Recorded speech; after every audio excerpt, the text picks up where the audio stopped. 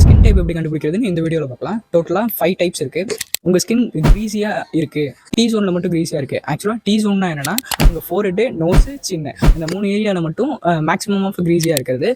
இப்படி இருந்துச்சுன்னா நீங்கள் ஆயிலி ஸ்கின். நம்பர் 2, உங்கள் ஸ்கின் லைட்டாக ஃப்ளாக்கியாக ரொம்ப ரஃப்பாக சம்டைம்ஸில் ஒரு மாதிரி ரெட்னஸும் இரிட்டேஷனும் இருக்குன்னா நீங்கள் வந்து ட்ரை ஸ்கின். நம்பர் 3 வந்து காம்பினேஷன் ஸ்கின்.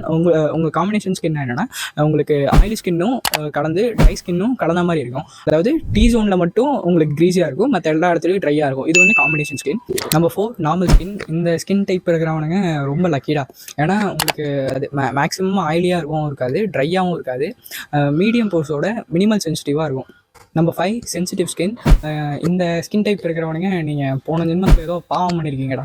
ஏன்னா இந்த ஸ்கின்னில் என்விரான்மெண்டல் ஃபேக்டர்ஸ்க்கும் ஸ்கின் கேர் ப்ராடக்ட்ஸ்க்கும் டெம்பரேச்சர் சேஞ்சுக்கும் இது மாறி மாறி ரியாக்ட் பண்ணிக்கிட்டே இருக்கும். ரெட்னஸ், இச்சிங், பர்னிங் இந்த மாதிரி சிம்டம்ஸ்லாம் இருந்துகிட்டே இருக்கும்.